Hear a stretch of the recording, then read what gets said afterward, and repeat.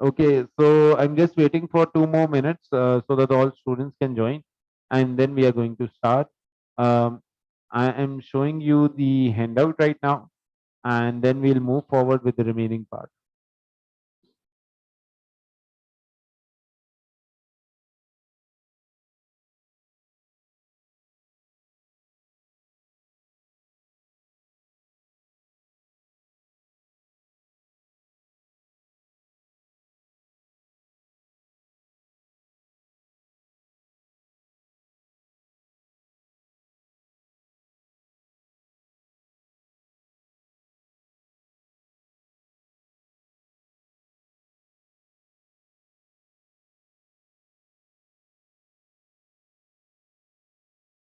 Sure.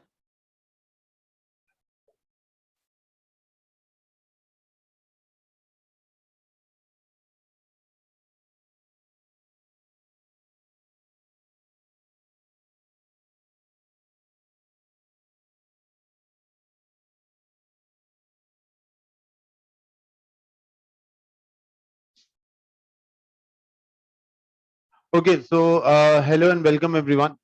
This is Sheikh Bilal Haque in front of you. Now we are starting with the first second day of this handout. I welcome you all once again. I hope so. You all must have gone through the first day handout and the first day recording that I have already provided to you on your WhatsApp groups. This is the second day, and in this day, just a minute, please.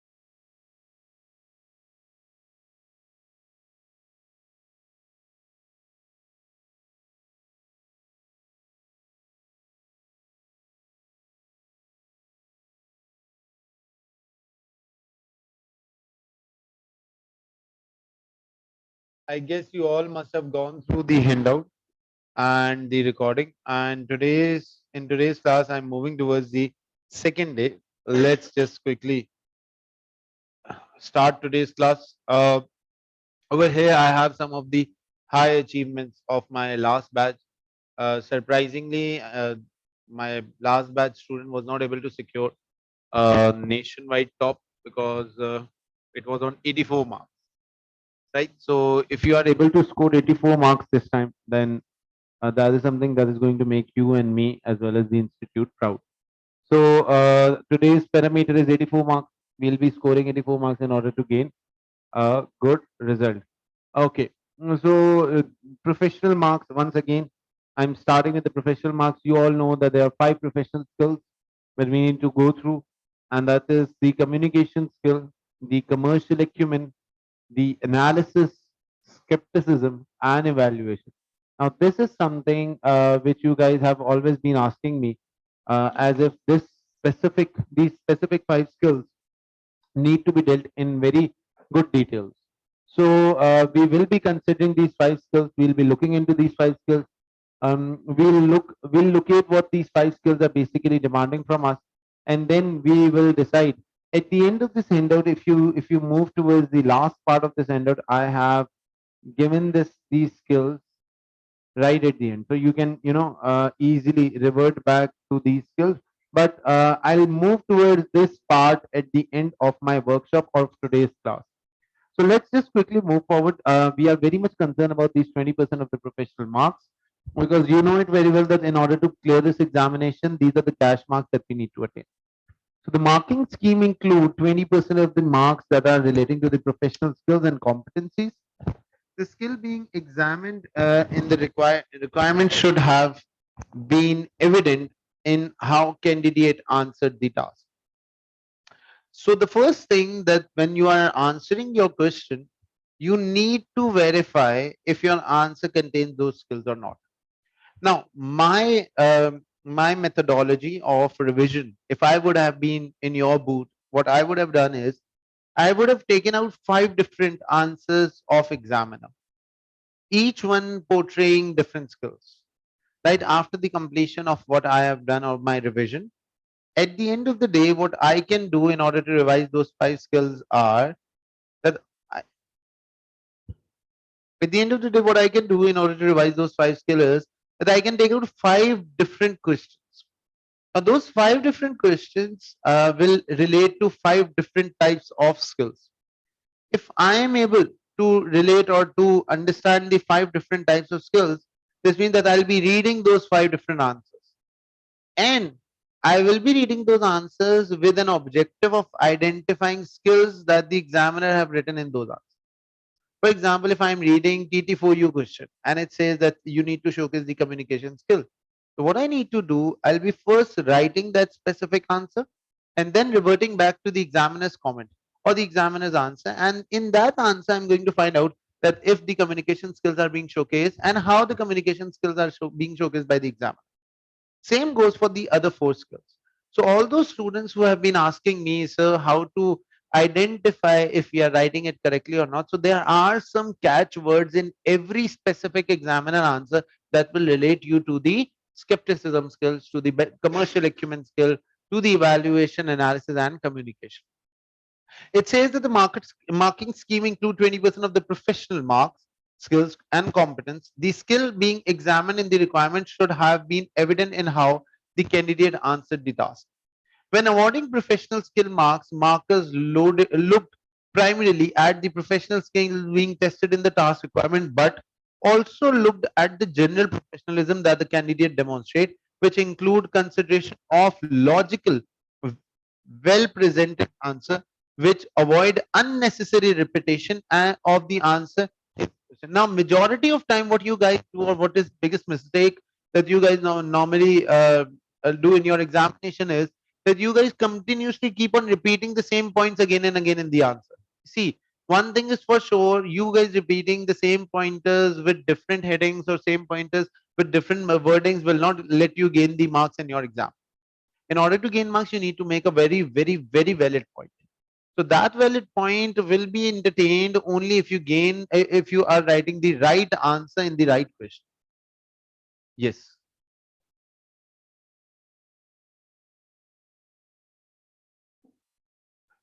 You can always rephrase the line of the question, but it need to make sense. See, if the line of the question is, let's suppose if the line of the question is that there has been a robbery in the in let's suppose in the go down of the company, and if you are saying that there has been a fraud in the company, so these are 2 different things. So your rephrasement of the line should be very accurate and very perfect. If your rephrasement of the line is not perfect or it's not accurate, this means that you're not doing it correctly. So rather than going with the strategy of rephrasement of the same lines, I would say to write different lines on your own basis. Write different answers on your own basis. This is going to gain you good marks in the exam. Again, once again, I have been repeating these words and I've been saying these words again and again. You can always copy back or paste from the question that has been given to you. That is something which is acceptable. But excessive amount of doing this type of strategy will again make the examiner feel that you are not writing a good answer. So in order to write a good answer, you need to make sure that you have some wordings in your own.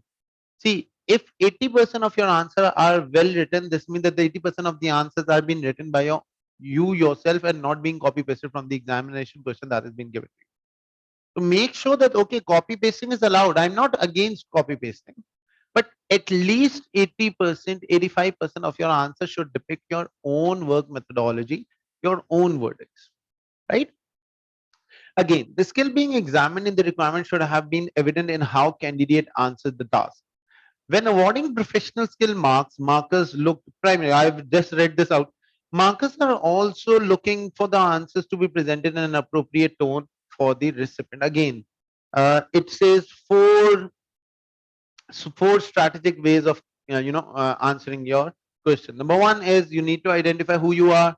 Then you need to identify whom you are talking to. or whom you are communicating to. Then you need to identify the professional skill that is being required or tested in the question. And last but not the least, what is the professional format? Number one is that you need to make all these things in connection. See, the best answer is the connected answer. If all these things are very well connected among themselves, so this is going to gain you good marks. But if you're not connecting all these things appropriately, you're not gaining good marks. So in order to gain good marks, you need to do this stuff and this exercise. Again, 20% professional marks, put the answers in the right format asked for. So you must be, there must be some formats that is being asked. You need to put them in the right formats. Head your answers properly. Now, this is a piece of advice that you must follow, and this is my personal piece of advice. Again, if I would have been the examiner, if I would have been correcting your examination question, and whenever I am correcting your practice question, I say that I will give more marks to an individual who is using the who are using their headings in the examination rather than to individual who are writing in paragraphic form. But this does not mean that you start writing heading in every single goddamn answer. A heading should make a very good sense. For example, if it says that identify the risk, then you are not going to make column for the risk. It's just a one column answer. You're not going to identify the risk by making columns. You are going to identify the risk by making headings. For example, we have done the question of TT for you, in which there was strategic risk, there were the businesses, there was the going concern risk, there are many different types of risks. So you need to make sure that the risks that you have been identifying, the risks that you have been talking about, they are being held in proper heading. One more thing. If you are not clear about the headings, now this is something to be done while you are reading your answer. Sorry, while you are reading your question. During the reading and reflective time, during the first hour. These are the stuff that you need to make. See, in the first hour of your reading time, you need to take out some of the pointers that you're going to use for your examination, and they will help you in clarifying or clearing your exam with flying colors. So in order to do this, you need to have a scratch pad with you. You need to have your word pad open so that you can write some of the pointers, and those pointers are going to help you in getting the right answer and drafting your answer in a very well mannered format. If in the initial stage of reading the entire SBL examination paper, you are unable to make the pointers for at least one or two answers, remember you are going to lose marks by not completing your exam. So my first advice to everyone who is listening to me right now is that you need to make some pointers while you are reading your answer. And those pointers may be in the form of headings, those pointers may be in the form of some important points, those pointers can be in any other form. For example, if the question says that you need to identify the risk and the question is of 15 marks, this means how many you need to identify the risk and you need to give the impact of the risk. Now how many pointers are you going to write? 5 pointers. Now what you can do is you can just quickly write in front of the let's suppose the response sheet those 5 different risks. You don't need to explain them while reading time, but you can quickly write them out. Because once you are done with the reading and you start writing the answer, you don't need to revert it again and again to that specific scenario and find out those risks and start writing about them. What you can do is you know the pointers, you can still remember some of the points from your examination, and you can open up the risk register that has been given to you in the examination scenario and start writing with answers. So you have a very clear cut chance of passing this exam if you go by this specific model. It says, again, this is something which I'm saying all around during my regular classes as well. Avoid long paragraphs. Students are making such long paragraphs. I don't know why. They're repeating the same old line again and again, just trying to make that examination answer to be as long as they can. See, remember, every professional format has some professional protocols. A report can be of a bigger size, but a memo should be of a small size. These are also the factors that we need to keep in our mind. You are writing a letter of 2 pages. Come on, who will read your letter? You're writing an email of 2 pages. You guys are from corporate world. You guys have been working in the corporate sector. Do you think that there are individuals who are going to read these 2 to 3 pages of emails or letters? I don't think so. So your email should be precise, your letter should be precise. Only one thing can go long, that is your report. Plus your presentation slide. I've seen so many students writing uh, a lot of stuff in the presentation slide, and the supporting notes are seems to be very small enough. Presentation slide need pointers. You're just going to write pointers in your presentation slide, and the explanation part will be in these supporting notes. Again, I have told you that you can revert back note to the presentation slide in order to make pointers or in order to elaborate your pointers. That is up to you if you want to go with the right way or the other way around. It is up to you, whatever you feel like doing. But still, there are some protocols of every format that you need to follow. And if you're going to follow those protocols, trust me over the fact that you're going to easily clear this exam. It is all about smart study. How accurately you are understanding such pointers and how well your drafted answer is. Then if I move forward, it says that the professional mark examiner's feedback. Now let's look at one of the most important factors that I feel this is something which I feel should be read by every single student. And I'm also going to share the this specific slide with every one of you so that you can enjoy and maybe just a minute. So that you can have your mistakes being identified.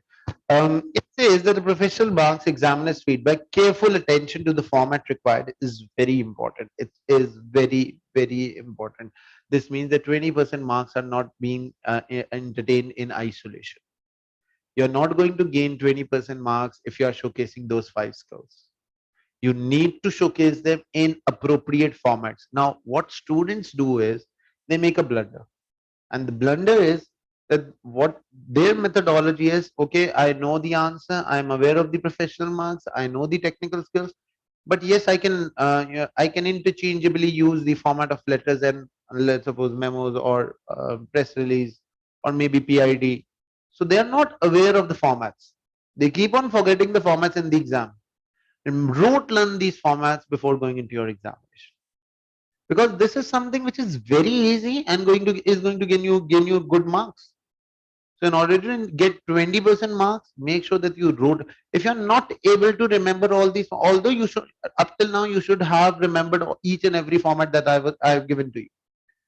But still, if any one of you feels that okay, you are not aware of the formats or you're not able to retain those formats, just keep on rote learning. I don't want any one of you coming out and saying, sir, I forgot format in between. This means you're doing a blunder. You're going to fail in this exam if you are forgetting these formats. Don't ever forget a format when you're writing an SBL exam. This is something which is a base level of clearing this exam. Again, now it says that not ignore it or reproduce answer in wrong format. See, this is not me who is saying this. It means that there are students who are flunking this paper just on the base. They know everything. They know the technical skills. They know the professional knowledge. But they are flunking this paper just because of wrong formats. So if you're going to write wrong formats, if you're going to mix two formats, or if you're going to make a blunder, trust me, you are losing your good cash marks. Again, whatever the format requested, the answer should be presented and structured clearly. So we have to give conclusion both in report, and if the question is of evaluation, you can always get conclusion. But in emails, there is no such thing as headings. So don't you dare write a heading in email. You can write headings in reports, you can write headings in memos, you can write a heading in any other format, but no need to write headings in email. This is a very professional method of writing your answer. You must have written so many, because in email we are using the subject line as the main email basis. So it is only one basis, on the basis of which we are communicating with the head of department or maybe any other person or stakeholders community.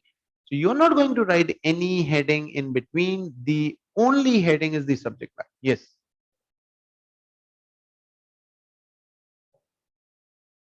In press release, you can write headings, but make sure that they are also precise, because see, press release format is not being given by the examiner as well. It's a very generic format. It's just a format of writing let's suppose a newspaper, or just the headline, and you start writing your press release. So if you want, you can use headings, but I don't think so that you'll be able to find some accurate heading while you are doing your press release question. But still, if we find out any question that relates to press release, we'll look into it. Yes. Any other question? Okay. If I move forward, it says, whatever the format requested, the answer should be presented and structured clearly with headers throughout the answer and avoid long paragraph. Maximum length of paragraph shouldn't be more than 3 to 4 sentences. Again, you're writing sentences of 5 to 6 lines, you're not going to gain any extra mark. Majority of students feel that, okay, if I'm going to write long sentences, this means that I'm going to gain good marks or the examiner will be impressed. If I'm going for a repetitive strategy again and again using the same old sentences again and again, I'm feeling that, okay, the examiner might be impressed with my answer. Trust me, the examiner is getting pissed off with your answer because he's reading the same old thing again and again. So do make sure that you're not using long paragraph, you're using precise lines. Again, I have told you each and everything right from start that you are going to gain 2 marks for one single valid point. And you can write a valid point in 2 lines or 3 lines as well. It is not necessary that you keep on lingering around each and everything. You can't make these paragraphs to be long enough of 4 to 5 lines or maybe 6 lines. You are losing marks. And see, there are 2 ways of losing your marks. The first one is writing more than what is required and ultimately leading to leave the last part of the question. As you have seen, the most easiest part of the I guess it was CCs. No, highlight. If you read the last question comment of examiner, the most easiest part was the risk question. You all have attempted. It was the most easiest part. However, the examiner says it is the worst attempted part because majority of the students were not able to attempt it. So it's a psychological methodology that the examiner is playing with you right now. Majority of time, last question is the easiest one, and you not attempting that question, or you not attempting that question with your whole mind and soul is going to make you lose your marks. Again, it says maximum length of the paragraph shouldn't be more than 3 to 4 sentences or repetitive information. Trust me, the examiner, you don't know what mood the examiner is while he's checking your examination paper. So don't piss him off by showing him the same old repetitive sentences again and again. You can lose some very good marks if you are going to repeat same sentences. Let's look at some of the most important thing: demonstration of professional skills. Now, this is something which I made, and I feel that it is going to help the student in identifying their mistakes. Examples. Question number 1. Yes, this is the thing that I'm moving towards. It's the same thing. Question number 1A from December 2018 exam asked for professional marks are available for demonstrating analysis skills in investigating, and whenever you see a word and, this means that there is a question before and there is a question after. There are 2 different questions being asked by the examiner. There is no single question in this requirement. There are 2 different examination questions being asked. Investigating and considering information from a range of sources. Now, pointer number 1, the skill to be demonstrated is analysis, but how? So how you are going to analyze? You are going to analyze the situation with the first part of the scenario, that is the investigation part, and then you are going to analyze the scenario with the second part, that is the consideration or the conclusion or let's suppose the suggestion that is being given at the end of this part, that is, and considering information from a range of different sources. So there are 2 different parts. Remember, it's not of 3 marks. Obviously, there will be a requirement above this. I'm just looking at the professional mark. Pointer number 2, but how? By investigating and considering information from a range of sources. Number 3, read the sentence after the skill completely to understand how to demonstrate it. And this is what I refer as prompt hint. It's a very good hint. Now, again, I'm reading this point once again. Look at it very carefully. Read the sentence after the skill. So over here it says professional marks are available for demonstrating analysis skill. Full stop. Now comes the hint. Analysis skills relating to investigating and considering the solution. So this means there are two things to analyze about. The first thing is the investigation. Whenever you see the skill, you need to keep a full stop. While you are reading, keep this thing in your mind. Okay, I need to stop. Analysis. Be very careful while reading the requirement. The first part is you need to identify the skill. It says professional skill marks are available for demonstrating an analysis skill. Full stop. I need to showcase analysis skill without giving any conclusion because it is not the evaluation part.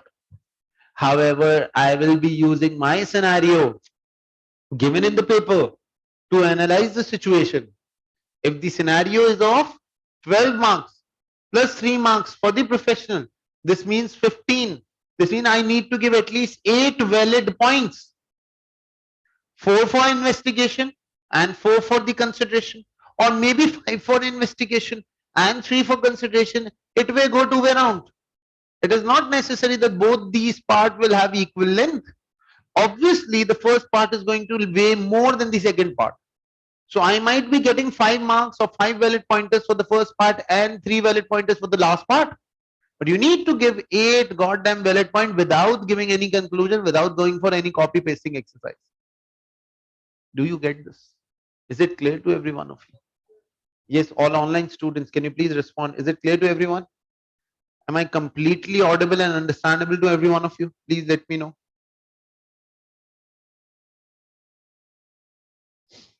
Good.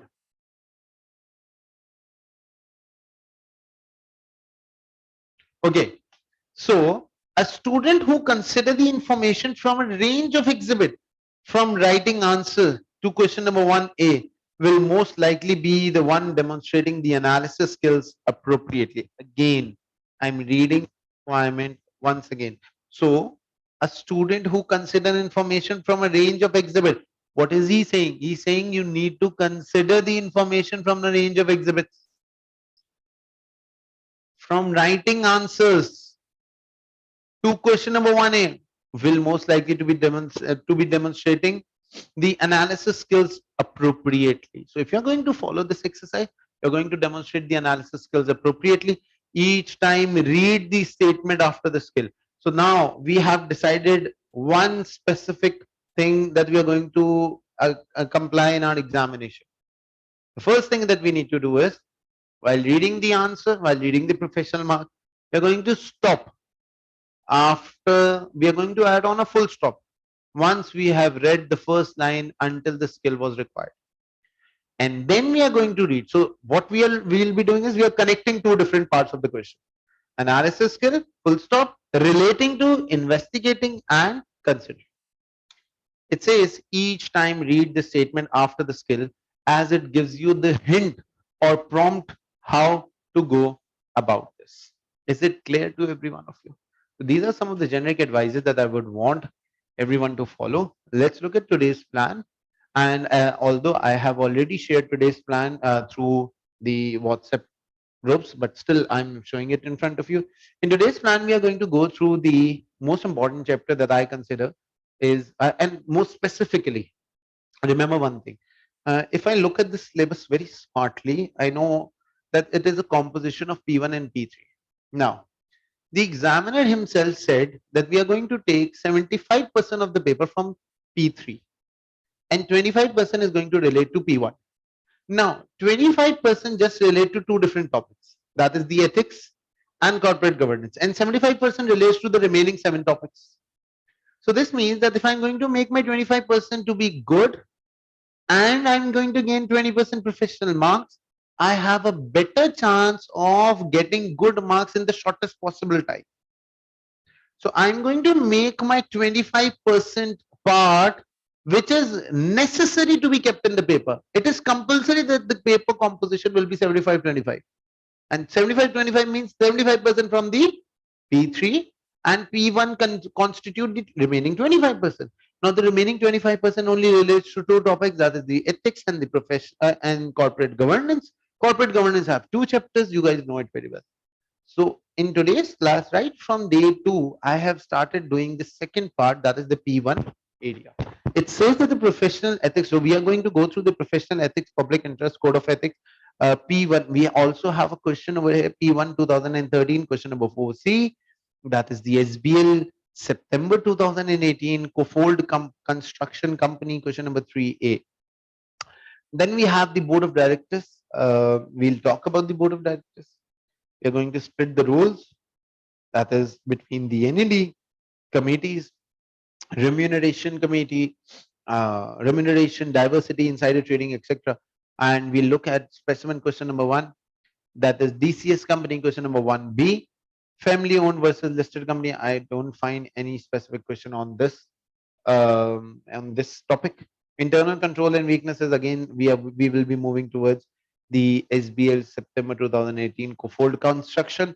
Okay, so professional code of ethics, you know it very well. The professional code of ethics means the principle of ethics versus the threats of ethics. So IPOC stands for the principles of ethics. IPOC stands for principles of ethics, which means integrity, professional competence and due care, IP square OC, professional behavior, objectivity, and confidentiality. Again, I'm repeating it in one single line. Integrity means you need to showcase the honesty and you need to be probe enough to deal with all the situation. Professional competence and due care means that you are not only going to keep your profession to the utmost level, but you are also continuously developing yourself and learning new skill set in order to provide the best services to your client. Professional behavior means that you're going to maintain an utmost behavior because you yourself are now no more an individual with an identity of his own, but you are now holding an identity of ACCA, or you right now are holding the identity of the corporate world. And objectivity means that you're not going to showcase any sort of biasness towards any party, or you're not going to showcase any sort of biasness toward any specific businesses. And confidentiality, last but not the least, means that during the course of audit or during any other course of professional transaction being conducted between two businesses, you keep on receiving information that you are not going to use for your own personal benefit, nor you are going to use this information for the benefit of third party until unless told by law. Right? Is it clear to every one of you? Again, now these are the principles of code of ethics. Now, what do you mean by these principles are facing some threat? I hope so. I'm not going in a very fast manner. Is it acceptable? Every one of you can, understand. Good. Now, there are certain threats that these principles are being threatened with. Now, these threats are the SAF. In order to remember these threats, you can remember them by using the word S square AIF. S stands for the self-interest threat, self-review threat, advocacy threat, intimidation threat, familiarity threat. Now, I can relate to some of the situation of self-interest threat, which you must have remembered with the acronym of GLICO or flute, which include the gift and hospitality, low balling, incentive-based fee arrangement, commercial pressure from outside the organization, and just revising this stuff with you. I hope so. Every one of you is sitting right now, or who's listening to me, or who's watching my webinars, they can easily relate to their regular classes in which their facilitators must have done all these things in their classes. So we have the gift and hospitality, we have low balling, we have incentive-based fee arrangement, we have the financial interest, we have the family and personal relationship. Then we can go with the commercial pressure from outside the organization, overdue fee, recruitment services, loan and guarantee, low balling, undue dependence on an audit client, term partner on an audit client, and employment with an audit client. So these are all those factors that we consider during the self-interest threat.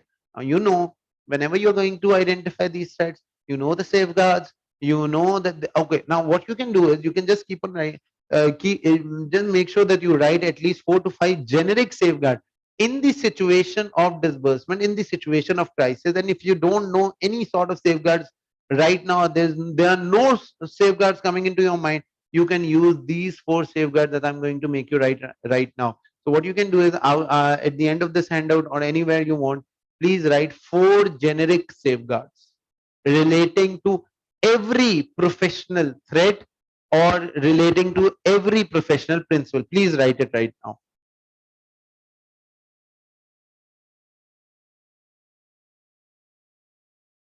Have you all received the docket?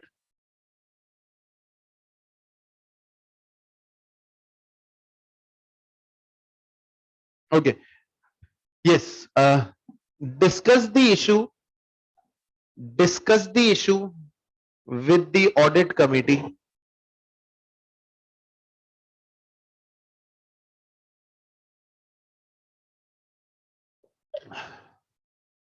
Discuss the issue with audit committee. Request relevant body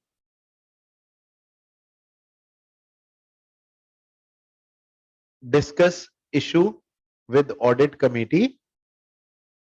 Request the relevant body to conduct a quality control review.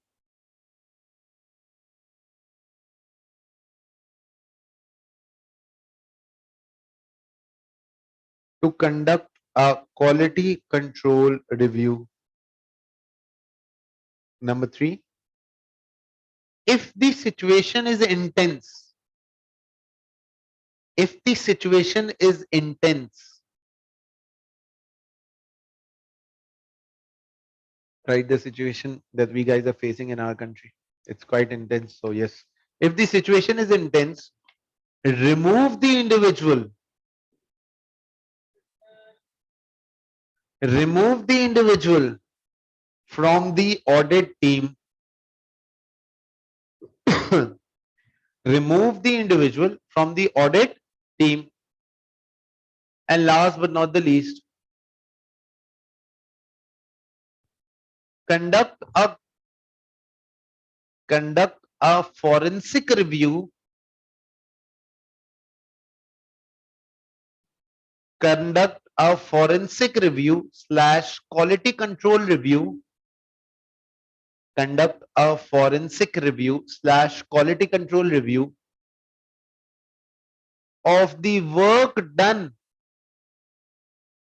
of the work done by affected individual in the case concerned. By affected individual in the case concerned. So these are some of the safeguards that you can generically use in every situation. In every situation, you can use these safeguard, and say it's same. The quality control review or forensic review is basically the separate partner review.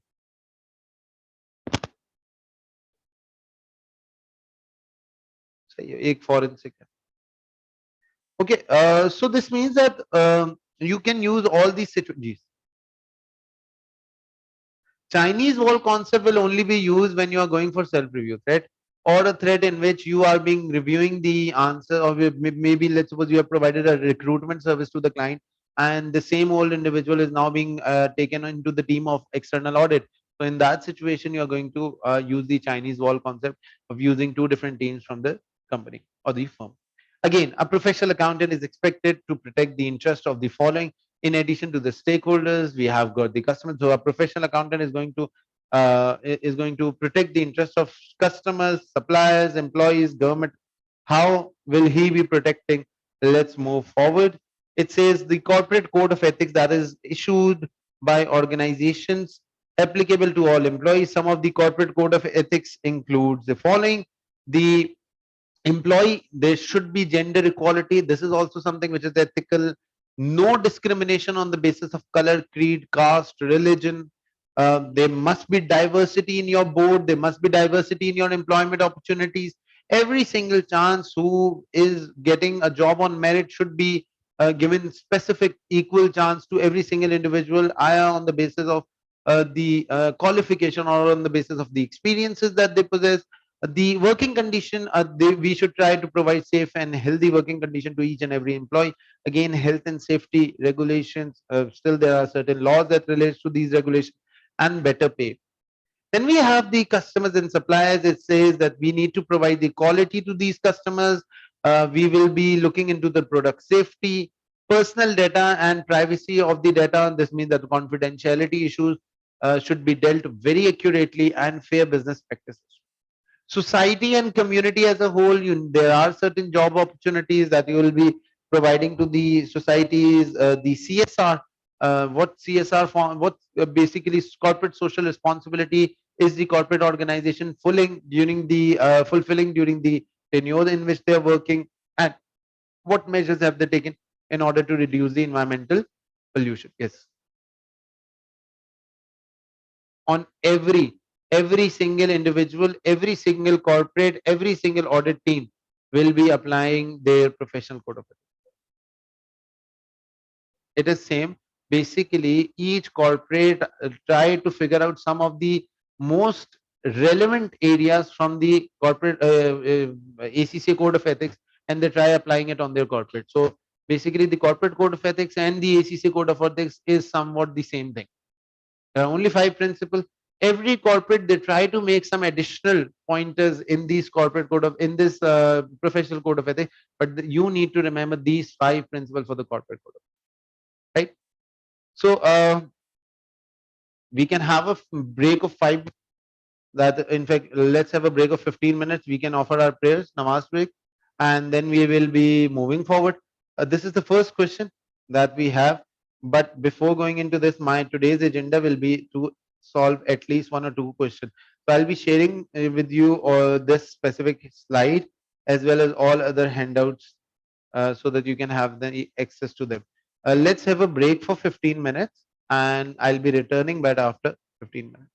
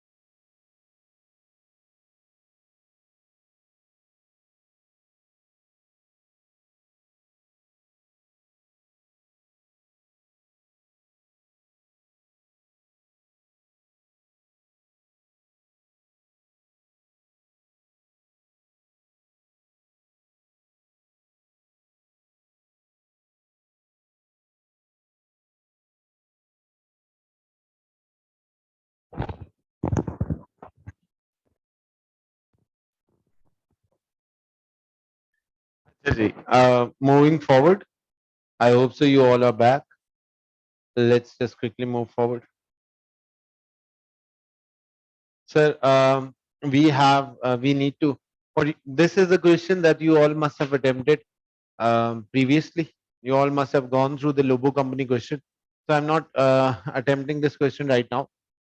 For the time being, what I have done is I have triggered out some of the questions, and rather than reading the entire set of question paper of Cofold Construction Company, We are going to read some of the exhibits, including the introduction, and after reading those exhibits, we will be attempting our answer. So it is just a way of practicing your question.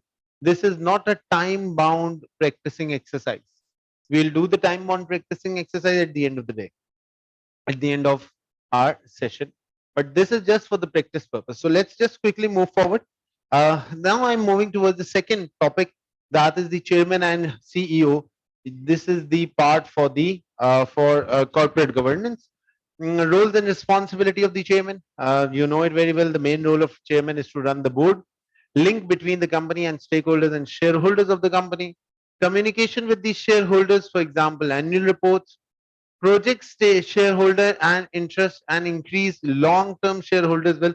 These are the expectation from the chairman of the company, that he's going to run the board smoothly. He's going to ensure that there is a smooth running of the board, which include the appropriate size, that is the KISSED, which include the appropriate knowledge, size, skills, experience, independence, balance between the executive and non-executive directors, effective functioning of the board, committees, and regular meetings. Directors' nomination, performance, and remuneration committee. Roles and responsibility of CEO. What's the main role and responsibility of CEO of the company is the running of the company. It says that you need to propose strategies to the board, you need to maintain the day-to-day operational strategies of the board, implement the decisions that are being given by the board, which means the chairman of the company, monitor the day-to-day running, make sure that the controls are effectively being managed by the company, risk management and internal control system, timely and accurate reporting, legal and regulatory compliances. We need to quickly go through this so that we can start practicing our day one exercise. Yes. Legal and regulatory compliance, CEO के domain में भी आता है. CEO is the head of all operations. So every single director working under the responsibility of CEO basically is directly responsible to the CEO of the company. Splitting the role between the chairman and the CEO of the company, on you know it very well, the chairman runs the board, the CEO runs the company. The running of the board must be separate from running of the company. Hence, the role of chairman. Hence, the role of chairman and the role of CEO should not be performed by one single person, as this concentrate excessive power in the hands of one single person. The chairman should be an independent NED of the company. Advantages of splitting the role: you need to segregate the duties during leading to improved governance. Chairman is able to challenge the CEO of the company. Other directors, employees can communicate. That is the whistleblowing arrangement between the chairman and NED. High shareholder confidence. This means that shareholder is more confident when we have two different individuals holding the role of chairman and CEO. Disadvantages of splitting the board means that there are chances of disagreement or clash between the chairman and CEO. Chairman may not have in-depth knowledge of the business. Once again, as you know, chairman is not there for 365 days within the company, so chairman might not be having that in-depth knowledge of the company. Again, huh? Extra cost, obviously, this is also a disadvantage. Then what do you mean by the NEDs of the company? NEDs of the company, they have certain factors that we need to see. NEDs are the part-time outside directors who are independent. That is, they are not the employee of the company. So NEDs of the company are not the employee of the company.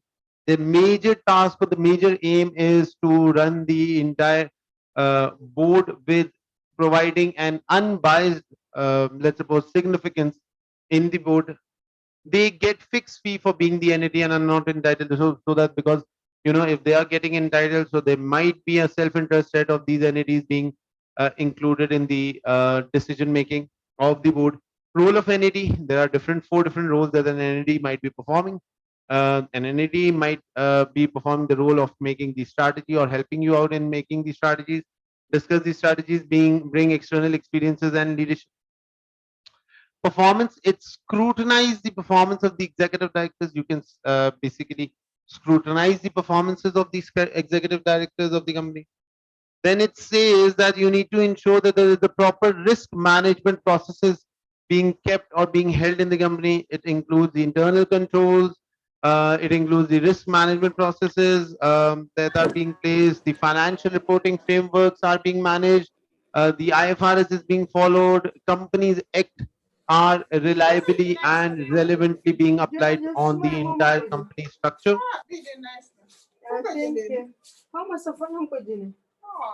I guess there is someone's mic open right now. Please close it out.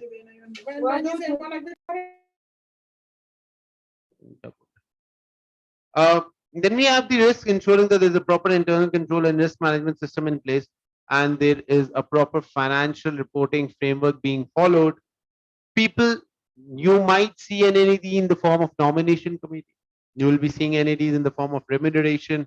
Again, the succession planning of the executive directors and senior executive providing added comfort to the shareholders. So this means that the NADs are there just to provide the added comfort to the shareholders of the company. However, there are certain disadvantages. It may lack experiences, they may lack independence, they might be very costly, smaller remuneration as compared to the executive director, and may not give sufficient time to the business. Again, how to maintain the independence of the NAD? How will you be able to maintain the independence of the NAD? It says they should not be. Now, this is something which is important, and you can use. Remember, if there is a question relating to the NADs of the company, this is something that they are going to test. This is something that they are going to test, and you need to remember them all. It says that you should not be an employee of the company since last 5 years. No business or financial relationship with the company for the last 3 years. No, not an NED of the same company for more than 9 years. Thank you. Not an NED of the company for more than 9 years. Again, they do not have any close family ties. Yes, I will share these handouts. Don't worry. No, not an entity of the company for the 9 years, not have any close family ties or friendship with the executive director. So there should be no friendship with the executive directors. There should be no family ties with the executive directors, because that is going to create a self-interest and a self-review threat as well. Again, it will also create an advocacy threat that you need to keep yourself reliably out of it. No family members working in the company in the senior position. I would rather say no family member working in the company in the subject matter influencing position. Now over here, whenever I say subject matter, it means the financial statement of the company. No share in the profitability.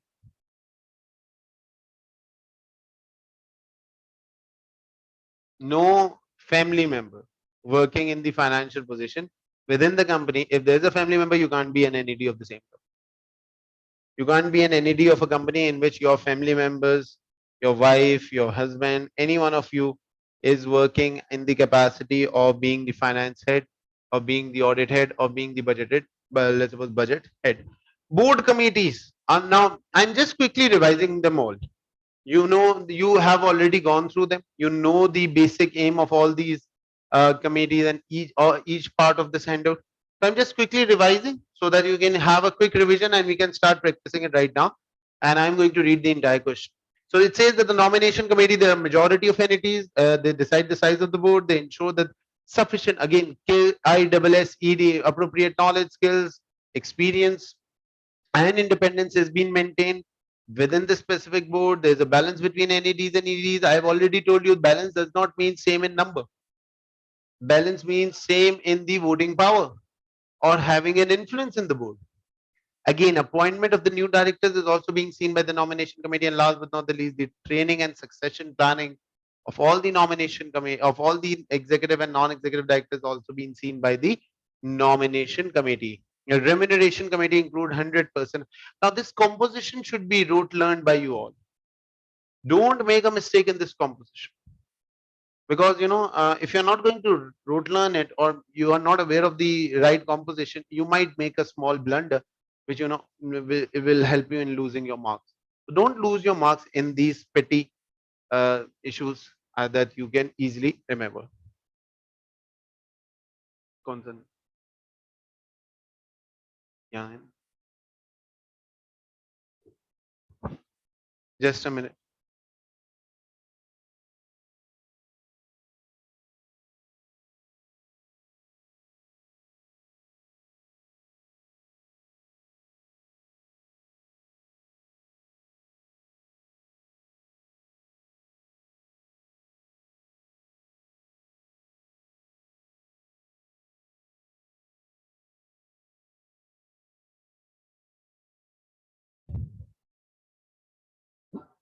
Okay. Yes, executive directors. Remuneration committee decides the remuneration policy and package. Link portion of remuneration with individual performance, medium and long-term target of the NAD of the EDs are also being set by the remuneration committee. And basically, the remuneration policy is being linked with the medium and long-term part of the directors. Then we have the audit committee. You need to review the financial statement and internal control. Again, it composed of 100% of NAD.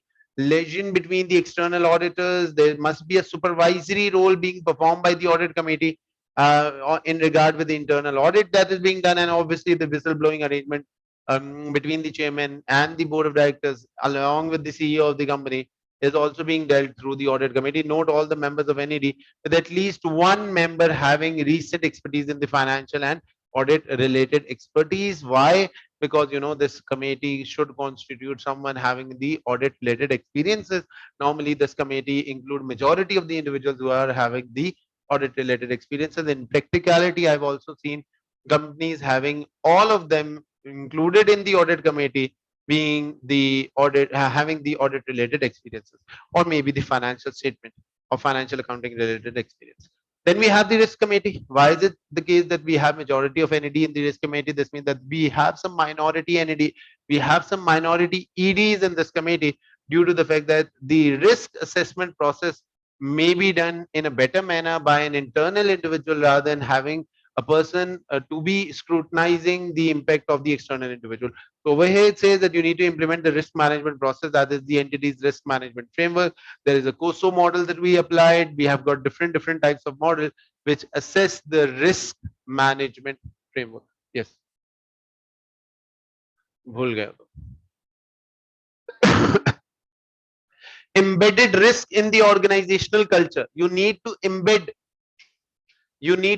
risk in the organizational culture. Make sure that people are immune to risk management processes. They know what risk culture is, and they can easily identify those key risky area, identify key risk and recommend controls, ensure that the internal controls are working effectively. Advantages and importance of having board committee: more focus. See, every board committee have their specific job description to be dealt. If, along with those committees, they have their composition of the board. Each and every person is performing their role in these board committees and providing a better objective and a better viewpoint to the shareholders and overall stakeholders community. So it says that you need to have these board committees to make a more focused and specialized approach. More time to be spent by these committee, as the full board has very limited time. High involvement of NEDs, for example, in the audit and remuneration committee. Board can focus more on strategic matters rather than the operational side. And last but not the least, increase shareholders' confidence. Remuneration and reward of the directors. You know it very well that yes, compulsory तो नहीं है, but majority of them make these committees. Hmm.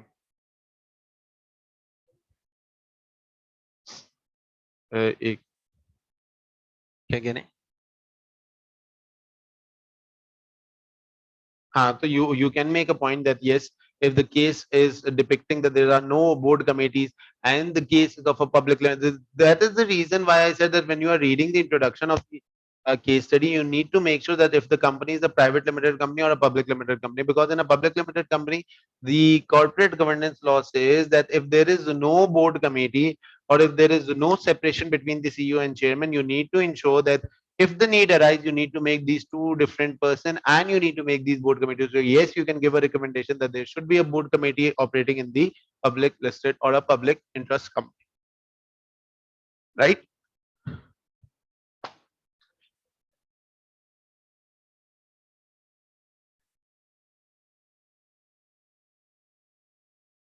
Nee, it is just the composition of the board, not the time period that they are given. Every type of committee include majority of entity. At least every type of committee include majority of entity. This means that still they are also providing limited amount of time within the work and bid that they are doing. Right.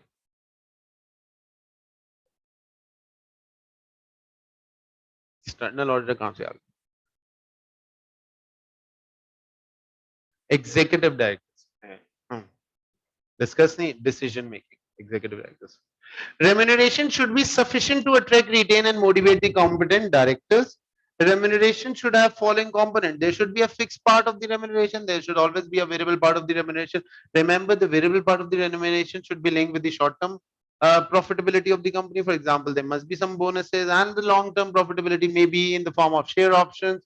Let's suppose if I say that there should be a share option of providing some bonus shares to the company, or maybe in the form of providing some right shares for to every stakeholder or every director who is holding some sort of share, so that their motivation of increasing the profitability of the company keeps on increasing. Directors cannot approve their own remuneration. It's a very self-explanatory line that you can go through. Full transparency to shareholders, for example, disclosure in the annual account. You can open any sort of annual account and you will be amazed to see that there is a full transparency of the remuneration of directors being shown in the annual accounts. It says retention options, how to retain these directors, as it's the same package as you retain the employee.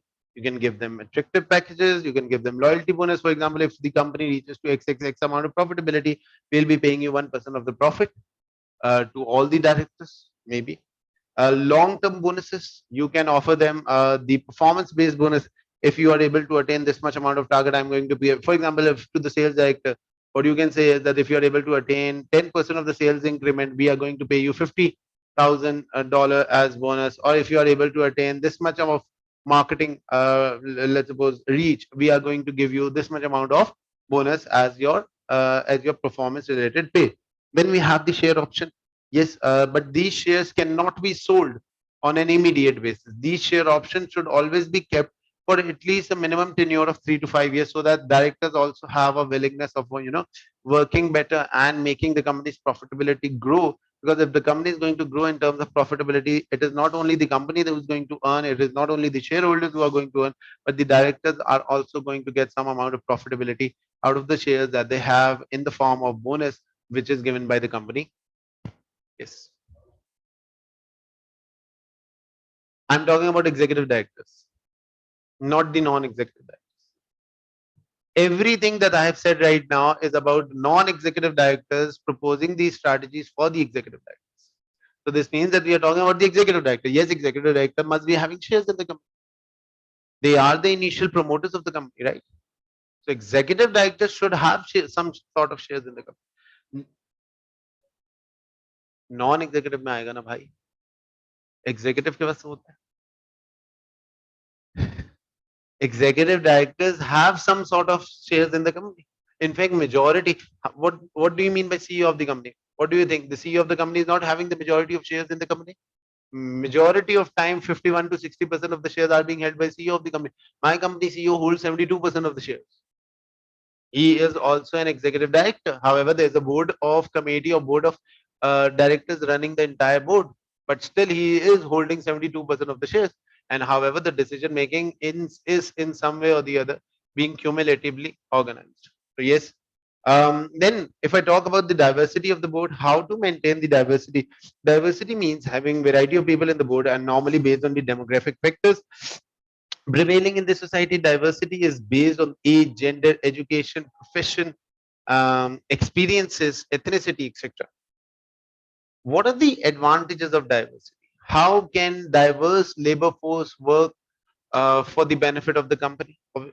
If I am having the labor force from different backgrounds, from different demographic areas, from different religions, from different localities, I can understand the need of those localities. I can understand the need of those religious groups. I can understand the need of that specific demographic individuals.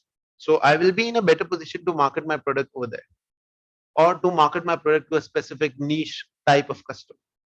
So over here it says that you have wider pool of talent, broader range of ideas and knowledge are being showcased, more representative of the community and society, enhanced reputation and outlook of the organization, and compliance with the listing requirement is also being held in the utmost manner. Then it says issues of the diversity may lead to subgrouping within the board. Board may ignore the views of diversified members.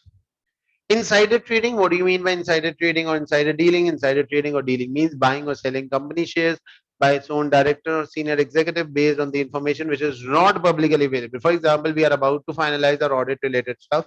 We have done the external audit. We are just about to finalize, or we are just about to end the external audit. And I know that the company have made a tremendous amount of profit. What I can do is I can ask my close family members or immediate family member to buy some sort of shares in the company, because once the result is going to be announced, I'm going to get a huge amount of dividend, plus the earning per share is going to increase tremendously. So this is something which is wrong. This is something which is ethically not allowed, and this is known as the insider trading or insider dealing. You are using the confidential information for the purpose of providing benefit to your own self, or for the purpose of providing benefit to a third party who is related to you. Basically, it's unethical, along with the fact that if it increased to such a stance that it can even become illegal, and you can also be penalized in the form of financial or some other sort of penalty. Why insider trading is not allowed? Why is it the case that director cannot go for insider trading? Directors have to act in the primary interest of the shareholders and not to make personal gains. Directors have to maximize the long-term value of the organization. If insider trading is allowed, then it is likely that the director would be tempted to take short-term decisions to make personal gains. Insider trading can damage the reputation and integrity. Obviously, if there's something which is being said by the company that okay, this company majority of time whenever the results of the company is being announced, the directors either they sell their shares in the terms of losses, or they purchase the shares before the profitability or the company accounts have been announced. So this means that there is something fishy going on. You cannot go for insider trading being the director of the company. That is why majority of time there are certain restrictions on selling shares during the tenure or during the time period when the results of the company are being announced. We sometimes face, now this is something off the record. Some companies have these protocols of not selling, that the directors cannot sell their shares 3 months after the results are being announced or 3 months before the result. They can neither buy shares, they cannot sell shares 3 months before the result is being announced, and three. Now there are different protocols of every company. It might be 4 months for one company and 3 months for the other company, but these are all internal related protocols so that we can save the interest of majority of stakeholders that are working for the benefit of the. Sorry. No, the internal part of the, obviously the NADs and EDs cumulatively they make such protocols of not selling these shares, and it depends upon the company to company to what extent and to what time period they cannot buy and sell shares being the director. No, close family members buying shares are also not allowed. See, again, it is not a legal, it is not a legal formality. Hmm. We normally see risk can never be eliminated, it can only be minimized. Again, every single question of your relating to risk, I'll answer the same answer. That the risk can never be eliminated. It can only, what I can do is I can make policy, but still, it is up to the extent to which how much this amount of policy is being applied in the company, how reliable you guys are, and how reliable these directors are going to work for the benefit of the company. Uh, there are many other ways of doing fraud and corruption. Yes. Mm. How do you identify diversity when I talk about the Parliament of Pakistan? There are minimum seats being booked for specific type of individual. For example, in parliaments, there is a specific seat for women. There are specific seats for minority. Then we have seats for the low skirt areas of Pakistan. Same goes for the board.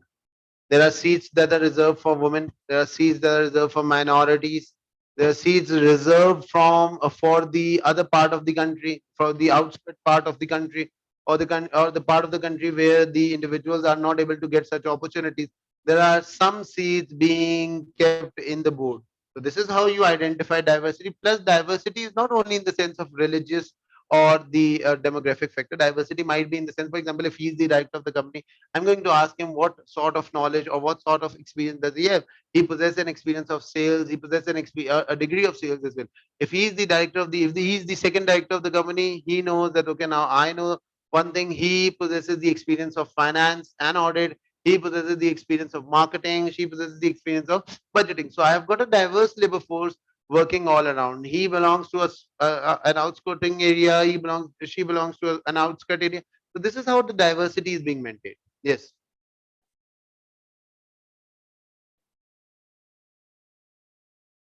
Okay.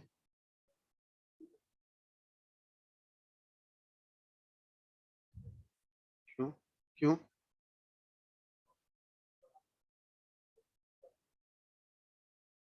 Just a minute.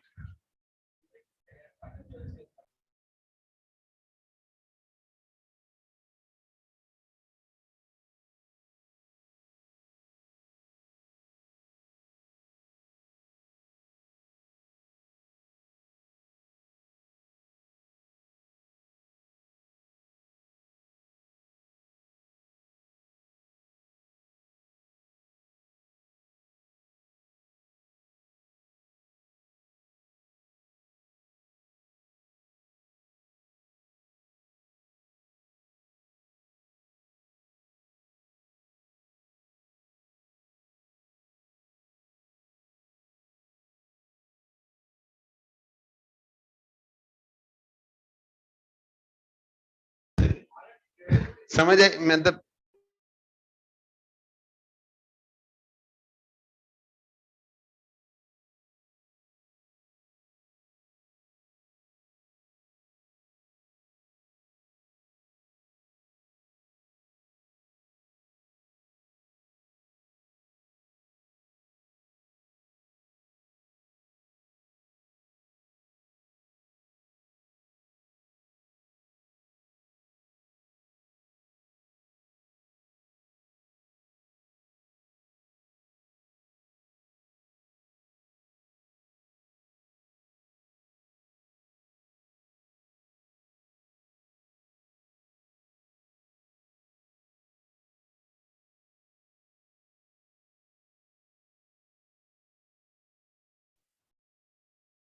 मतलब क्यों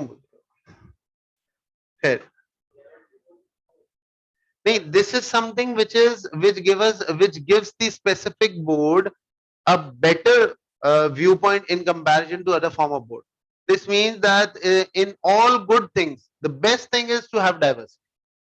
For example, the board is very good, but the best part of the board will be that if they are maintaining a diverse labor force. This is how.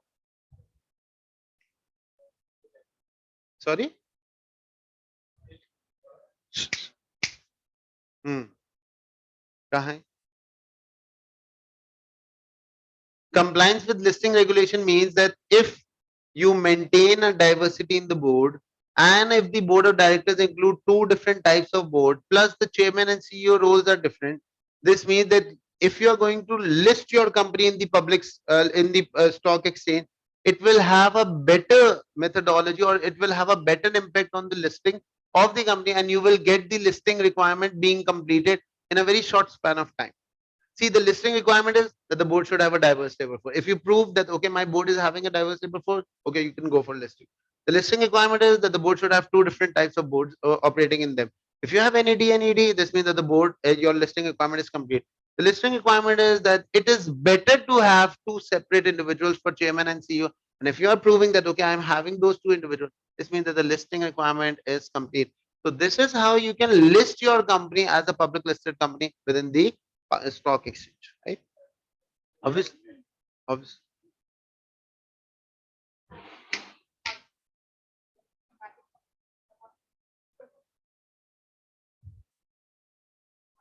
मैं पागल हो गया हूँ. Just a minute.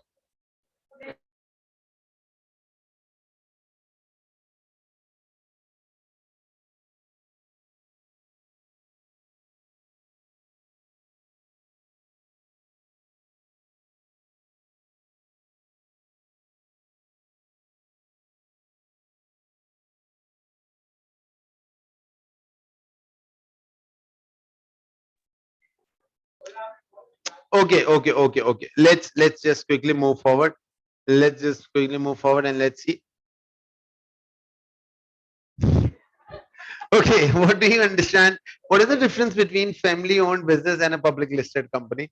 Owned by family members, mostly private limited company, lesser regulation and corporate governance requirement, a freedom of taking decisions. Again, the entire family is going to take decisions internally. None or few entities with weak position, no board committee, and less focus on internal audit and risk management. However, in a public or listed company owned by individuals or institutional investors, you know what institutional investors mean? You know what mutual fund mean? Banks, they are the institutional investors of the company. Listed companies, stringent means strict regulations are being followed when you are following the corporate governance requirement. Decision based on majority shareholders or voting, significant entities having strong position, formal board committees, and a high focus on internal audit and risk management framework. Again, uh,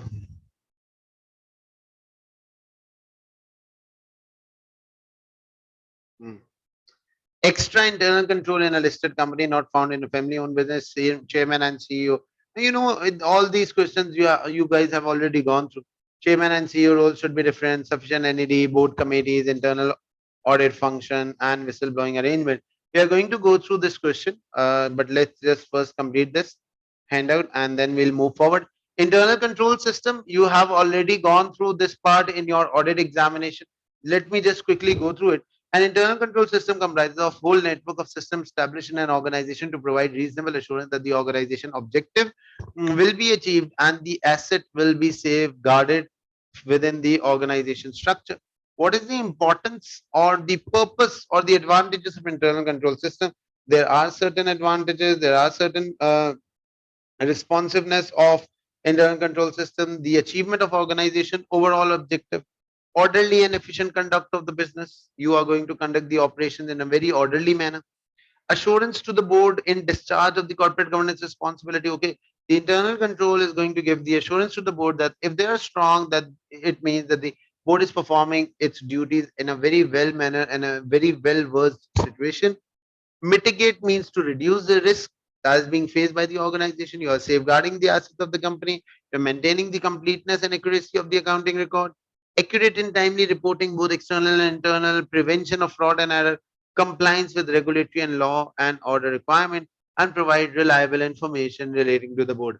Now, something which is very concerned, and you have been asking me this question again and again. If there is a question which requires you to answer the in a tabular form, this means that if you are going to answer two column format, you will be assuming 3 marks for 1 point. But if you are answering three column format, you can assume 4 marks for one specific point. Again, there's a question that relates to the ethical and reputational concern and internal control weaknesses. Cofold company, question number 3A and 3B. Now, these are some of the skills that you can go through. I am going through all these skills just to give you a thorough review of what these skills are. I am including these skills in every specific lecture so that you can, you have a fair chance of remembering and revising these skills again and again. But can you guys go through these skills for next 2 minutes? Please thoroughly read these skills. I'm not reading it for you. You can please thoroughly read this out from the handout. I'm waiting for 2 minutes and then we are starting with our question. Right? We'll be solving the Kufold Construction Company question of the question number 3A and B, in which we are going to write a confidential memo relating to ethical and reputational concern. हमने किया था नहीं ना? Okay. Please read these professional skills right now. I'm showing you the question and then we'll move forward.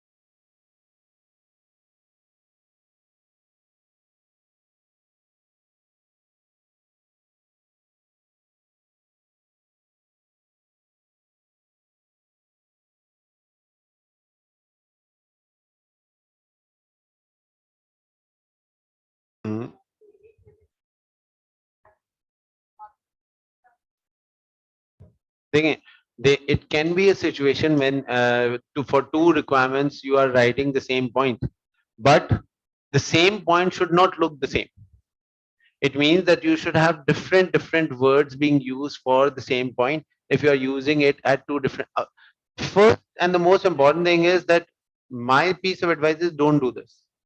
Used to, because a 12 page of case study, and it is not possible that they have a repetitive element being given in the case study. But however, if you find any of them, 1 or 2% probability is allowed, but make sure that you use different words for both these two sentences, right?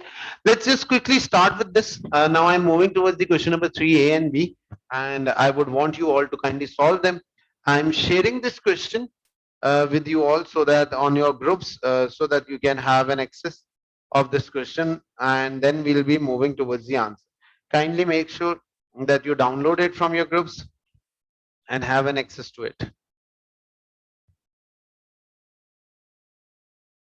Okay, so I've shared the question with you all. I hope so. You must have received it. Let's just quickly move and let's solve this out. Okay, so it says that the fold construct. Again, I have written over here that this is relevant extract only for practice purpose. So this is not going to be a time bound practice. However, for the case of practicing this exercise, I'm giving you and reading this entire question in front of you. So let's just quickly go through it. Yes, you need to solve this on CB platform, or even you can solve it on your paper. It's up to you, but it's recommended to solve them on CB platform. Kufold Construction is a limited construction company. Its head office is in the capital city of Lembedasa of the country of Omegaland. Again, it's a listed construction company. So if it is a listed construction company, I can highlight the listed construction company part as being something which is important. I hope this thing that I'm highlighting it's visible to every one of you. And I can even add on some of the sticky notes, or you can use the scratch pad. It is its head office is in the capital city of Lembedasa of a country of Omegaland. Omegaland has two neighboring country, Elfia and Beetle. Now this is something which is important for me. The countryside in the Elfia and Omegaland is generally flat. In Beetle, the large mountainous area, so which are known as the Izindari Mountain, important factor for us, the which separate its eastern region from the rest of the country. All three countries use the currency, the dollar. CC core business is to provide support services such as upgrade the electricity network and road renewal and maintenance in all these three countries. So CC's core business, we know the CC's core business in three countries. However, it has also undertaken road construction project in of increasing size and complexity. Initially, CC carried out most of its major construction at Megaland. This means Omega Land and Alfia, these are the two areas where plain roads are being made. So it is comparatively easier to make roads on such in such countries rather than making road in a mountainous area. Its biggest project there is a ring road around the city of Lambedasa. CC has also started to develop a portfolio in Alfia. The biggest development there being a road between Phi City and Downtown, which was completed in 2000. To date, CC has not carried out the any road construction project in Beetle. However, an opportunity has arisen for CC to tender the construction of major road in Beetle, which would be the biggest project which CC has undertaken to date. The following exhibits provide the relevant information. Now, we do not need to go through all these exhibits. The case requirement that we are going to solve in today's class is, it is now July 2002, 3 months after CC began construction of a new road in Beetle. You are Pet Singh, a consultant employed by CC's board. You have just left the emergency meeting regarding the incident at the construction site and are responding to the request made by CC's chairman, IB, at the end of the meeting. A confidential memo of IB chairman of CC which discusses the ethical and reputational concern raised at the meeting Professional marks are available for demonstrating the skepticism skill. Let's just quickly go through what skepticism means so that we are in a better position to identify. Ask question or challenge someone's view or opinion with fact and figures in order to present the complete issue, picture, or issue. Hint, adopt a questioning tone in your answer using the word like I disagree, or it's incorrect, or it's not clear, or should be further investigated. I would rather suggest to use the last word more often until unless the situation clearly depicts something where the agreement or disagreement is required. A better option is to use the last sentence, or maybe a sentence that says it is not clear. Don't use these two words until and unless the situation itself depicts that something is going wrong or something which requires an agreement or disagreement from your side. Okay. Now, what I require from you all is we are going to attempt the first part. We have not yet attempted this question, right? Okay, so what we need to do, we are going to attempt the first part in class right now. You guys are going to attempt this part. Read this entire paper. It's not too much. I've given you the exhibits that are required in order to solve this. So I'm giving you next 20 minutes to read and write the entire section. After 20 minutes, I'll ask you to stop writing, and then we are going to discuss the answer that I've given. Right? So make sure that you write a very good answer in part 3A. You have 12 marks to write, and I'm giving you 20 to 25 minutes in order to solve this question. Please start right now. And if there is any question, you can ask.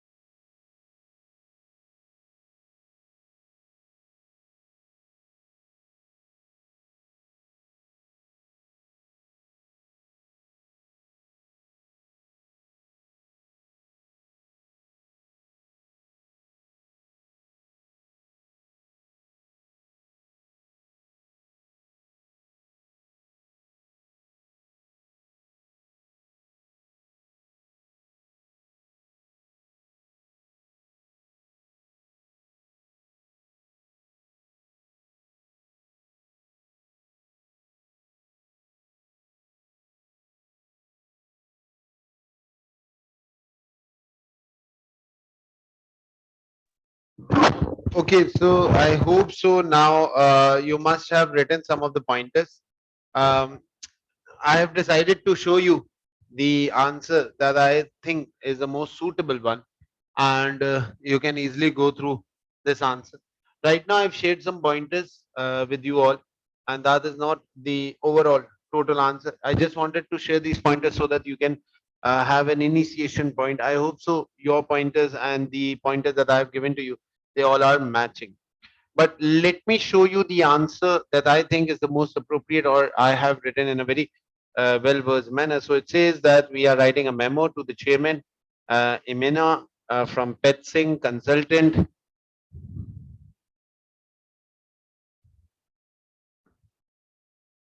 whatever the date is, it's 2022, the 6th of, maybe the 4th of June 20, whatever the date goes, right, because I've written this answer in previous attempts. Okay, so please concentrate over here. I have written the subject line, and this subject line is a very small subject line that I've written. I guess it's a good subject line: ethical and reputational concern. No more, no less. Now, the most basic issue that students face, or the most basic mistake, or I would say a blunder that students are doing right now, is that they make big subjects. For example, a subject line crossing 2 to 3 lines is not a subject line, it's an introductory line that you guys are writing. So the subject line should be very precise. It does not mean that it should only include 2 to 3 words. It can be a specific, it can be a single line, but don't overstretch the subject. Subject line is just like a heading. It's just like a header for your question. Introduction. Um, let's look at the introduction. I guess there might be some formatting mistake, but let me just explain it to you. I hope so. Admit these mistakes are dealt quickly. Okay, so the memo is prepared to discuss the ethical, and see, in introduction, I'm dealing about how the memo is being prepared. The memo is prepared to discuss the ethical and reputational concern raised at the meeting. The risk manager stated the reason why 2 security staff on the site was because the contract only state that the security. Now, can you identify my methodology of writing? What am I doing? I'm identifying the risk and then creating a skepticism. I'm identifying the statement, sorry, not the risk. I'm using the specific statement in my own words and creating the skepticism model. ये है ही नहीं weakness, ये तो कुछ और सवाल है. देखो, look at this. There are only 2 security staff on the site was because the contract only stated that the security post should be manned at all the time. This statement shows that CC considered only compliance of the contract. Is this something that you were able to identify? Compliance of the contract, and it does not consider the 2 security staff will not be enough to avoid other people either accidentally or purposely entering the site. Yeah, like ये भी मैं लिख के ला. This is something different. क्यों? These are the pointers that I wanted you to start the question with. These are just the pointers that I have given you, so that you can have an initiation point of starting the. This is an entire answer that I've written, right? And it is quite evident that I am showcasing the skepticism skill. Look at the last line. Look at the last line. Again, इसकी formatting इसीलिए तो out है. See, this memo is prepared to discuss the ethical and reputational concern raised at the meeting. The risk manager stated that the reason why two. Now see over here, the introduction of memo ends.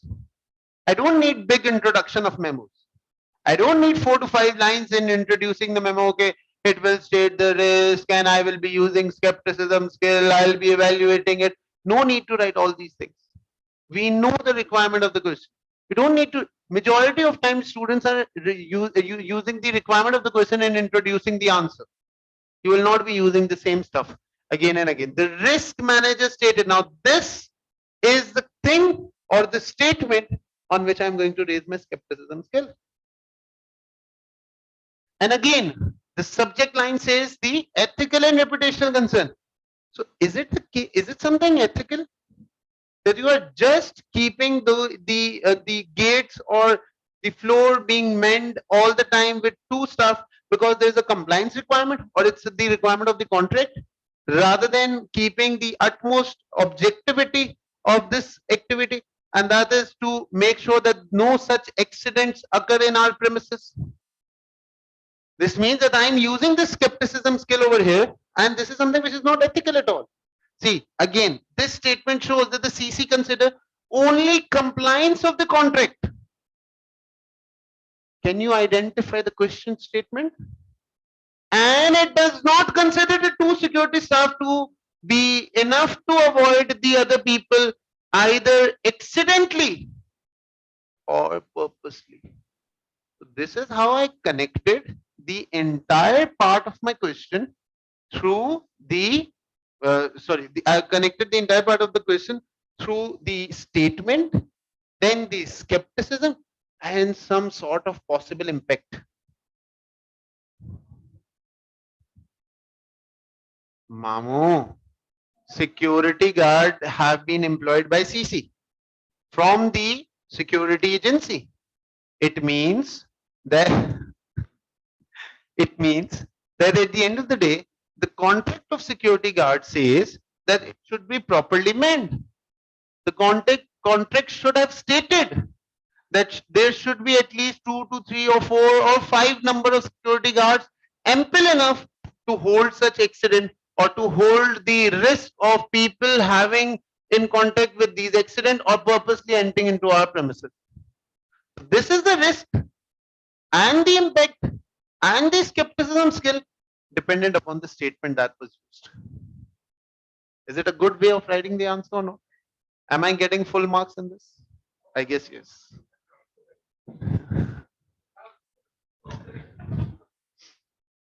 Okay, if I move forward, it says, hence, it is one of the reason for this injury to happen.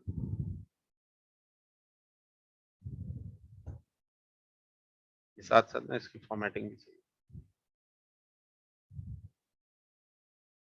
It happens that the chief executive is not going to admit to any sort of responsibility in the press statement for the injuries of two protesters. Now comes the skepticism. This is an unethical act. See, I told you one thing. Don't use such word that this is an unethical act. There's a disagreement. I do not agree until unless the situation is very much self-evident. Over here, the situation saying that the CC is not going to take any sort of responsibility. It is quite evident from the fact that the CC not accepting the responsibility is in any way or the other taking us to the fact that this statement is unethical and we should not do this. See, I'm using a very straightforward statement right now. But this type of statement to be used as low or as minimum possible time as possible, because the statement might give a very negative impact. And being the fact that I am a teacher, so I can use this statement because I know. But you being into the let's suppose into the examination environment, I hope so that you are able to identify the statement to be quite unethical without having any specific question, right? So moving forward, it says this is an unethical act and CC should bear. Now again, I'm giving some sort of impact, some sort of questioning and some sort of question that I can ask from them. CC should bear some sort of responsibility to a certain extent as part of the reason why the protesters will get injured is because the environment did not have sufficient light. Again, and the patch of oil on the floor. Hence, if CC is found guilty later, the reputation of CC will be severely affected. Again, so I have identified how many statements? Two statements. How many marks will I be getting? Or this question is of how many marks? 12 marks. This means that I need to identify ample amount of statement in order to briefly explain my point. Now, these two statements are not specifically the two statements. There are many other stuff to be explained in these statements. So it's basically the statement, the skepticism, possible impact, and maybe some sort of solutions. Again, it says beside the statement made by the chief executive that the point on the report submitted by the health and safety manager were minor shows that the health and safety manager on the construction site is deemed to be insightful. This will put the health and safety of the employee to be at risk again, and might need to make more compensation and have higher chance of incurring fines. The chief executive statement that he is fed up with these protesters could potentially raise further ethical issues.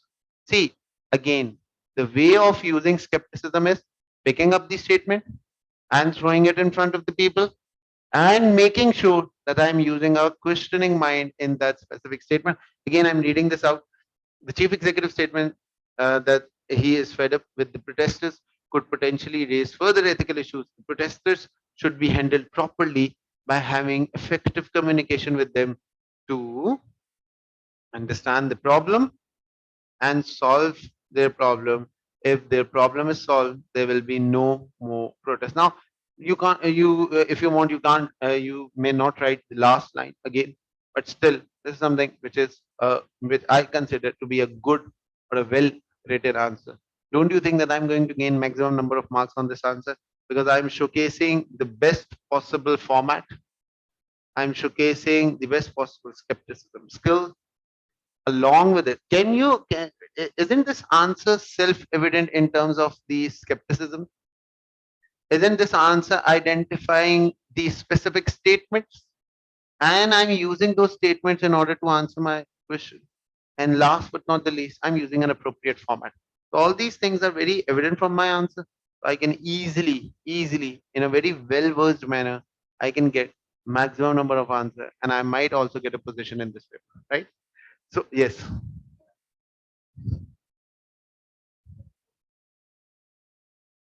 Now, this is the way how you mold the question. Now, how will you take these points as risk? Is something to be done in exam. So we'll look into this question. Let's just quickly move towards the second part of the question. Yes. Have you all written some pointers for the second part?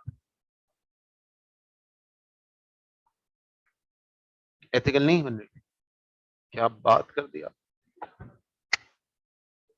आप? पढ़ के बताएं, मुझे बताएं आप. Please start doing the part B.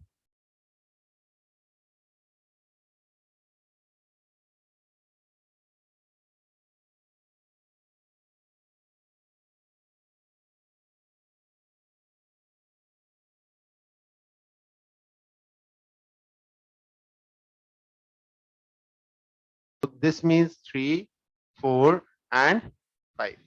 Let's just quickly go through them. It says that lack of security measures. CC is obliged, now control weakness. CC is obliged to report the 300,000. CC is obliged to report.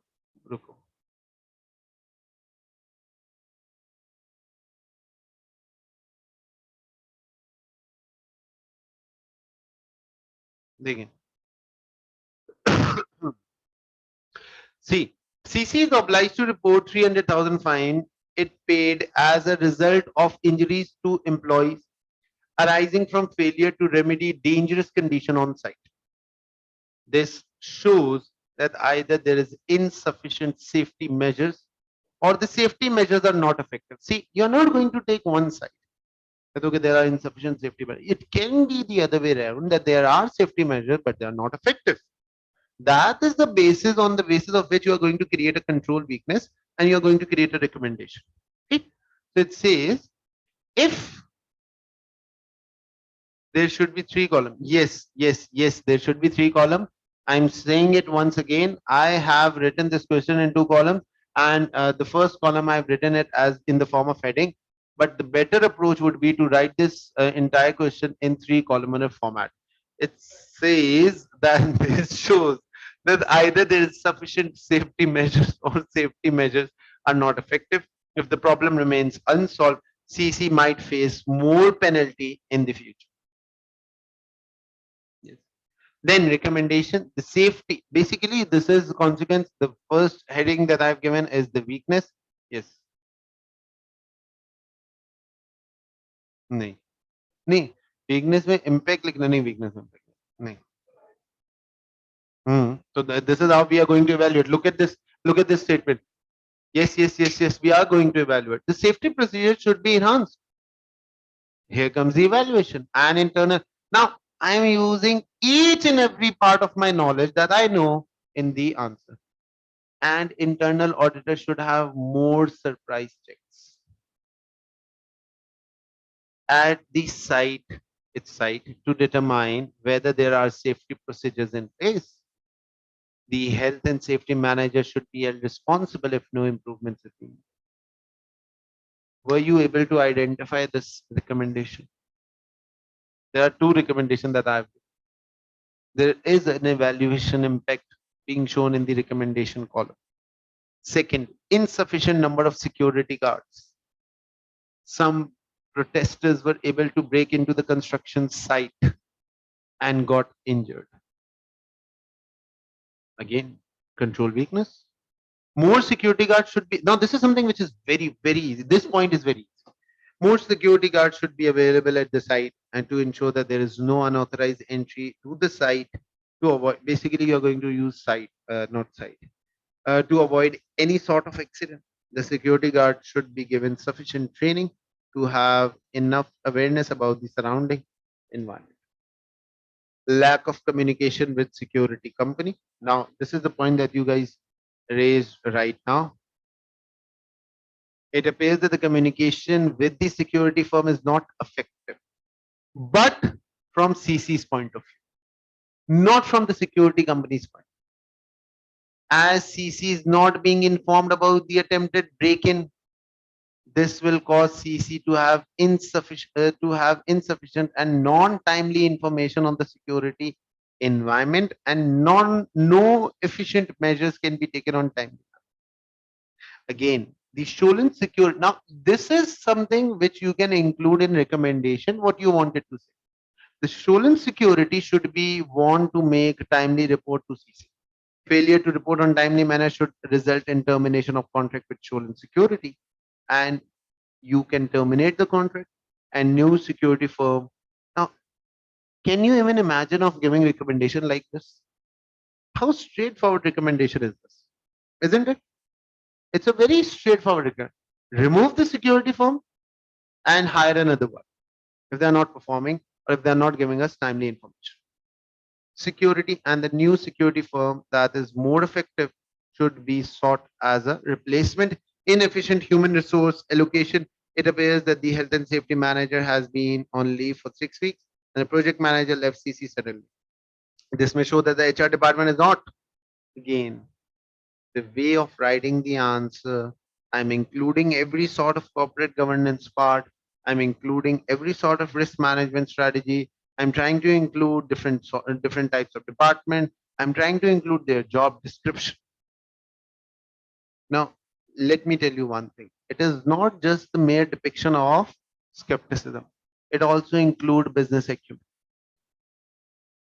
Don't you feel like that this answer is including some sort of business acumen as well?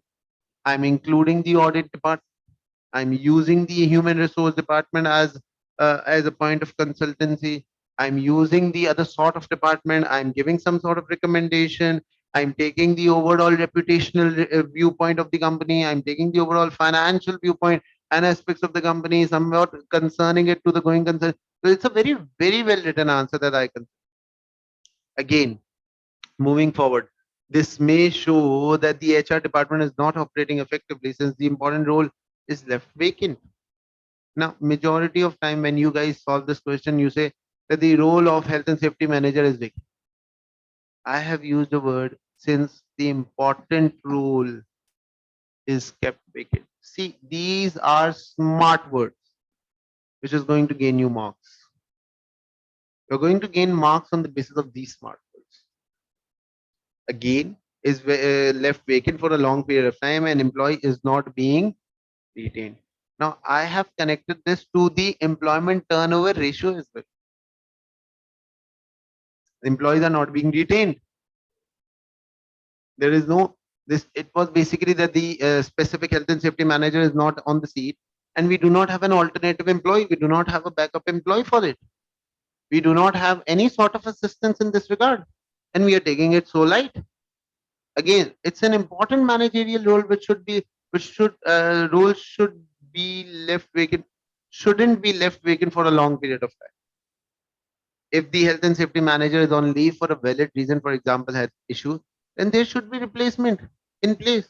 And there is to be ensurement that the department is operating effectively. Besides, CC should have better ability to retain its employee by offering better salaries or better chance for career advancement to retain its employee. So you have better chances of career advancement. You have better chances of other factors. Bad working environment. Now, this is something which I was not able to identify. I wanted to have a replacement word for bad working environment, but at that point of time, I was unable to identify a good word. Rather than using bad working environment, you can use an alternate word, maybe inappropriate or any other sort of word regarding the working environment. The environment at the site is dangerous because it is unlit and half patch of oil mopped, sorry, not mopped. This will cause the employee to have high chances of getting injured. CC should ensure that the working environment for the site workers is safe and constantly collective feedback from the. Now majority of you, what your recommendation was, there should be a mopping individual, there should be a mopping machine, or maybe there should be more lights. Your recommendation keep ends on the point that there should be a mopping individual, there should be some more lights, and done and dusted. No, this is not how you write the recommendation. This is not even how you write the recommendation in the audit questions. Even in the audit, if you are failing, the reason is because you give a very straightforward reason or very straightforward recommendation. See, look at my recommendation. Is it in some way being a very straightforward reason? See, what I'm saying is that site worker, working environment for the site worker is saved by constantly collective feedback from the workers and make improvement according, rather than just writing to increase the number of lights. In last attempt, I had a student, he used to increase the number of lights and employ an individual who can mop this oil. This is not the only reason of we failing as a company or in the whole environment. See, it's a you need to give a 360-degree view. Okay, I am giving a solution, increase the number of light. Okay, I'm giving a solution that it should be properly mopped. There is another form of solution. Collective feedback from employees. We can have some questionnaires. We can have some question answer sessions at every interval with these employees to let us know what is the environment in the factory. Do you all get this? I hope so. Today's day was effective and you were able to identify your mistakes. I'm going to share this answer with each and every one of you so that you can have a clear insight. I'm not going to share the entire set of answers because I know after reading the entire set of answers, you're going to write the answer in accordance with the answer that I've written. I would want you all, or should I share the entire answer of CC? Pura? Okay, so if okay, it's justifiable. I'm sharing the entire answer with you all, but I hope so, and it's a promise from your side that first you're going to write your answer and then revert back to the answer that I've given to you or the answer that the examiner expects from you. We'll be meeting tomorrow on the same day and the same time. Hope to see you all, and I hope so you all are revising back at your home. Wa akhiru dawana and alhamdulillah.